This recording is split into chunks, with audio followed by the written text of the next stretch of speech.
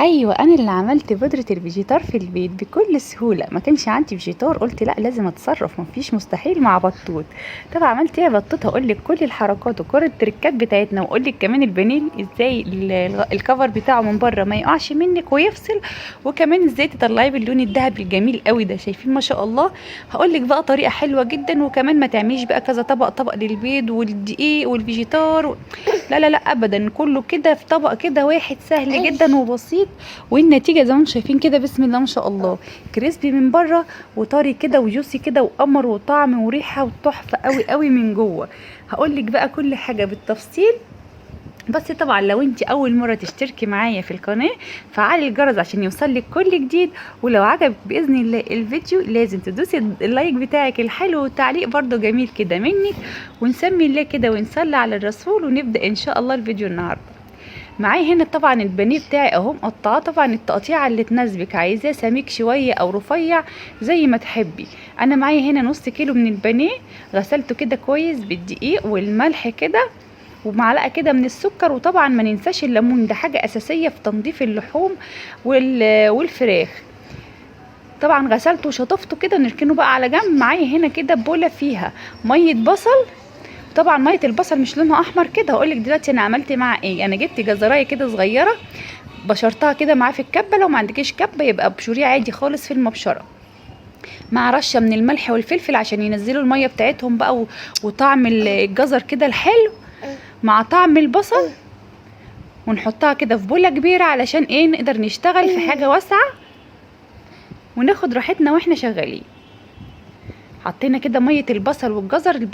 الجزر بقى بيديله طعم حلو كده ولون حلو، والتسكيره بقى بتاعت الجزر كده بيبقى مع حته الفرخه بتبقى حلوه قوي قوي. جربوا الطريقه دي ان شاء الله هتعجبكم. شايفين ما شاء الله اللون عامل ازاي؟ معايا هنا كده بقى علبه زبادي انا عاملاها في البيت. طبعا لو انت مش عاملاها في البيت هاتي عادي جدا علبه زبادي من بره، او لو عندك شويه لبن ممكن تحطي لبن او حليب زي ما بتسموه يعني. تمام كده.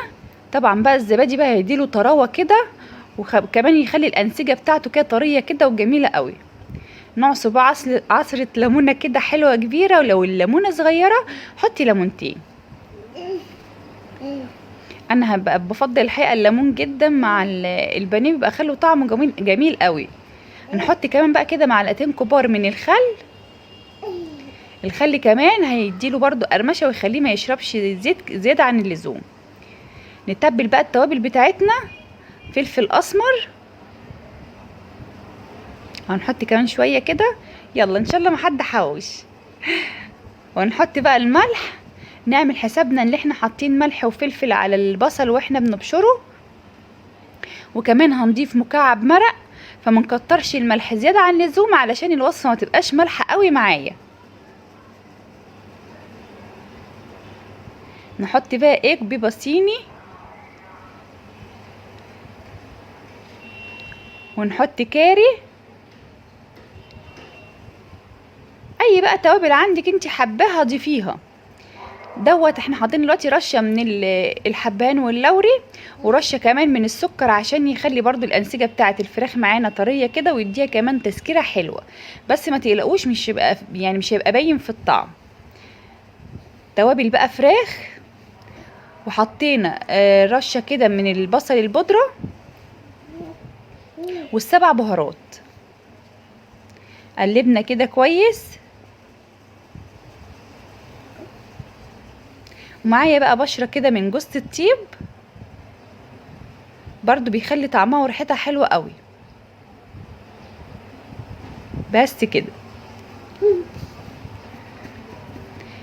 تمام كده. نقلب بقى كده كويس اهو.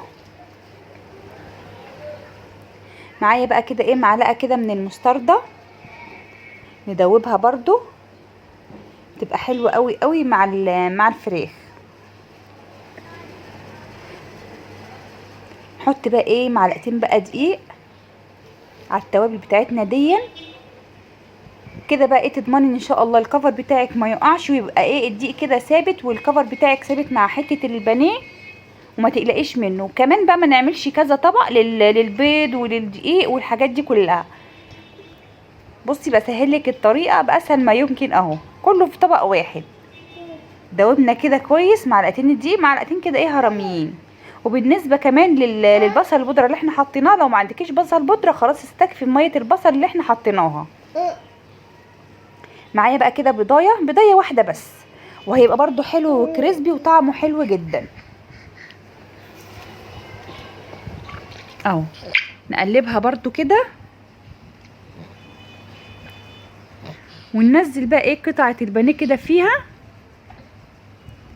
بس اتاكدي بقى ان كل قطعه بصي بنقلبها كده علشان ايه ما يبقاش مثلا الظهر بتاعها مش جاي عليه التتبيله والوش عليه التتبيله، لا يبقى ايه الحته كلها متشربه كويس جدا من التتبيله بتاعتنا.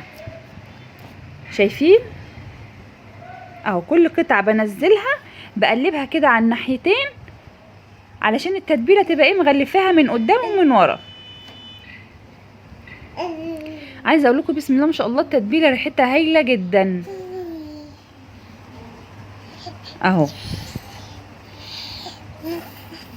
بصوا بقى لو انتوا اول مره تعملوا البانيه بجد الطريقه دي هتفرق معاكي جدا جدا ان شاء الله.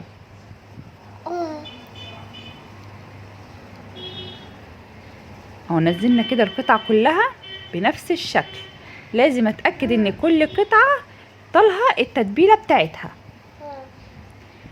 هنحطها بقى ان شاء الله بقى في التلاجة، ممكن بقى تبيتيها قبلها بليله، ممكن تسيبيها ساعه 2 على حسب ما انت ايه ما تقدري تسيبيها، ممكن كمان على فكره تستخدميها على طول كده في ساعتها.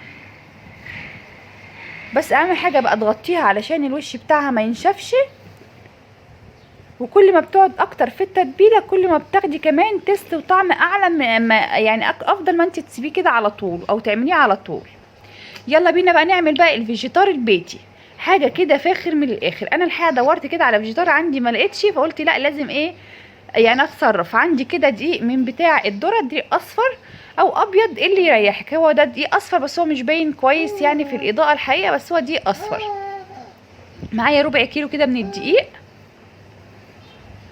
بس برضو لو مش متواجد عندك دقيق الاصفر ده في منه ابيض عادي برضو ممكن ايه ينفع معانا برضو الابيض اهو. تهيألي كده الاضاءه ظبطت شويه. انت بقى ممكن تجيبي كميه وتعمليها وتركنيها بقى عندك في برطمان بقى ازاز بلاستيك، مش هيجراله اي حاجه. معايا كده نص كوبايه من الدقيق الابيض العادي، ومعايا كمان ربع كوبايه كده من النشا، يعني زيادة عن ربع كوبايه بشويه. وكان عندي كده شويه كده من الكريسبي بتاع الكنتاكي حوالي برضو نص كوبايه، طحنتهم كده في الكبه زي ما انتم شايفين مع مكعبين مرق، لان الفيجيتار بيتحط عليه مرقه دجاج فوريه. انا ما كانش عندي مرقه دجاج فوريه حطيت عليه عادي خالص مكعبين من مرقه الدجاج اتطحنوا معاهم اكنهم مرقه دجاج فوريه بالظبط. انت طبعا لو عندك مرقه دجاج فوريه حطي معلقتين كده صغيرين. نقلبهم بقى كده كلهم مع بعض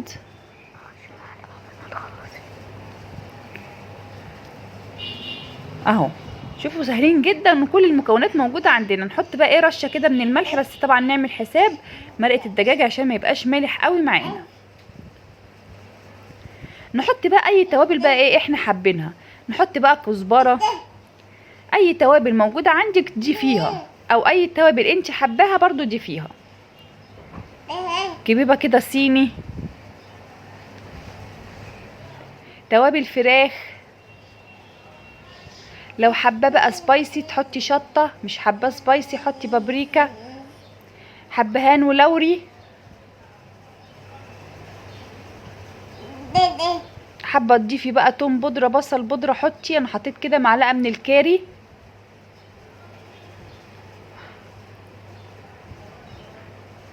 اهو. شايفين دي كل المكونات اللي احنا قلنا عليها، 7 بهارات، توابل فراخ، وطبعا جنزبيل. اهم حاجه في التتبيله بتاعتنا دي الجنزبيل. يبقى احنا كده حطينا فلفل اسمر وكزبره وشطه وبصل بودره وتوم بودره وكاري وجنزبيل. وقلت طبعا كزبره صح ولا انا نسيت؟ بالتالي قلت كزبره. ادي الفلفل الاسمر اهو، وحطينا طبعا الملح ومرقه الدجاج وادي البصل اللي قلت لكم عليه. بصوا حطيت كده معلقتين كده من بودره البصل، وطبعا الكركم تحطي معلقتين كده من الكركم، بس الحقيقه دي كانت اخر معلقه عندي فعادي خالص مش مشكله. حطيتها برضو، قلبت المكونات بتاعتنا دي كده كلها مع بعضها. عايزه اقول لكم بقى الريحه بقى ايه، كانت مدهشه مدهشه ما شاء الله، احلى كمان من اللي احنا بنجيبه من بره. الصراحه بقى دلوقتي غالي مش عارفه ليه، والكيس ما فيهوش اي حاجه، لكن لا دوت بتعملي كميه وتركنيه كده في باب التلاجة، او كمان لو حتى لو بره كده كده ما تقلقيش عليه، عشان ده عليه ملح وشطه وعليه توابل، فعليه ماده حافظه يعني، فمش هتقلقي عليه خالص. انا الحقيقه بعمله كده وبحطه بقى في برطمان او في كيس وبحطه في باب التلاجة اهو. شايفين؟ اي بقى حاجه عندك بقى ممكن تضيفي عليه بقسماط، يعني لو عندك بقسماط مثلا بايت او ناشف تطحنيه كويس جدا في الكبه وتقلبيه عليه. لو عندك فايش، عندك مثلا قرص، عندك اي حاجه ناشفه او فينو تطحنيه وتحطيه معاه، برضه هيديكي كميه حلوه او طعم برضه كويس.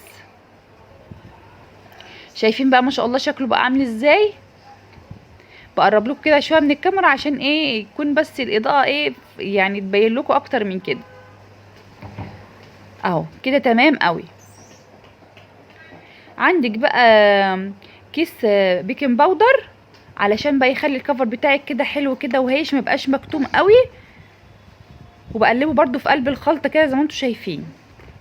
طب لو ما عنديش بيكنج باودر كده مش هينفع، لا برده ينفع عادي مفيش مشكله، بس الافضل ان انت تحطي له كيس من البيكنج باودر. حطيت كده الكيس كامل لان ما شاء الله عندي البوله بصوا زي ما انتم شايفين كده فيها كميه حلوه، يعني كميه محترمه ما شاء الله. هاخد بقى كده ايه الحبه بقى اللي انا محتاجاهم، والباقي بقى ايه اعينه زي ما قلت لكم كده بالظبط. طلعت كده بقى البانيه، اخد بقى قطعه قطعه وانزل بقى في الفيجيتار بتاعنا القمر ده. بسم الله. شايفين ما شاء الله لون البانيه كمان عامل ازاي؟ يجنن ما شاء الله، وريحته كانت حلوه قوي. اتبل بقى كده كويس قطعه كده البانيه، واتك عليها كده بايدي عشان ايه اثبت بقى عليها الكفر بتاعها كده، وكمان حته اللحمه تتفرد تحت ايدي كده وانا بتك عليها. شايفين ما شاء الله؟ طبعا حاطه الطاسه على النار، واهم حاجه في البانيه يبقى الزيت يبقى يعني حبه زيت كده حلوين، ما يبقاش الزيت قليل قوي اهو. بصوا ببدرها كده واركنها كده ايه على جنب. طلع كده قطعه كمان. شايفين ما شاء الله التتبيله بتاعت البانيه حلوه ازاي ومتماسكه؟ بصوا حتى انا بصفيها لا التتبيله برده متماسكه برده على قطعه البانيه. شايفين ما شاء الله؟ معلش بقى صوت كوكي بقى ايه عامل ازعاج شويه في الفيديو بس معلش اهو. تبدري كده كويس من جهتين وتتكي على كل ناحيه كده عشان تثبتي الكفر بتاعك. وزي ما قلت لكم الطاسه على النار. شايفين ما شاء الله شكل القطعه عامل ازاي؟ اللهم بارك. يلا بينا بقى نروح ايه على الطاسه. معايا الطاسه اهي. انا بقى كنت مسخنه الزيت كده، لازم طبعا تنزلي في الزيت يكون سخن ما يكونش بارد. نخلي بقى النار وسط. بسم الله اللهم بارك. وننزل كده ايه بقطعه البانيه معانا اهو. بصوا بنفض كده ايه على بسيط بس عشان لو في مثلا ايه شويه مثلا دي ولا حاجه زياده لا ما تنزلش معايا في قلب الطاسه، انزلها الاول على الصينيه كده وبعد كده انزل بحته البانيه. بصوا بقى علشان الكفر برده ما يطلعش معاكي، ما نقلبش كده في البانيه وهو لسه طري، لا لما بصوا يبتدي كده يمسك نفسه زي ما احنا شايفين كده وياخد لون دهبي حلو، ساعتها بقى عايزه اقلب او حاجه عادي استخدم عادي البانيه كده واقلبه عادي براحتي. لكن لما يكون لسه طري لا كده هتخلي كده الكفر كده يفصل منك ويقع منك. شايفين ما شاء الله ابتدى ياخد لون ذهبي وحلو ازاي؟ اللهم بارك. عايزه اقول لك بقى الريحه كانت قلبه البيت ما شاء الله تبارك الله. التتبيله دي حلوه قوي قوي، وكمان ريحه الفيجيتار التوابل اللي احنا حاطيناها الحقيقه تحفه تحفه تحفه. اللهم بارك. جربوا بس الطريقه دي وان شاء الله هتعجبكم. خلاص كده جهز معايا، قلبته كده على الناحيتين واخد اللون القمر اللي انتوا شايفينه ده. شايفين بسم الله ما شاء الله. بس اهم حاجه بقى لما تيجوا بقى تطلعوه من الطاسه ما تطلعوش بقى ايه على طبق ولا على مناديل، لا تطلعوا على مصفى عشان اي نقطه زيت تنزل، وكمان يبقى التهويه جايه له من كل اتجاه، ما يطرش معاكي، ويبقى مقرمش كده من بره وجوسي كده وطري قوي من جوه. اهو بصوا ما شاء الله، عسل عسل عسل، وطعمه بقى يجنن ما شاء الله. جربوا بقى ان شاء الله الطريقه بتاعتي دي، هتفرق معاكم كتير جدا وهتعجبكم، وكل اللي هيدوق من ايدك بقى هيسالك انت عاملاه ازاي. وكمان طريقه البودره بتاعه الفيجيتار هايله جدا وموفره، وهتفرق معاكي كتير جدا في الطعم وفي اللون. شايفين ما شاء الله لون البانيه عامل ازاي؟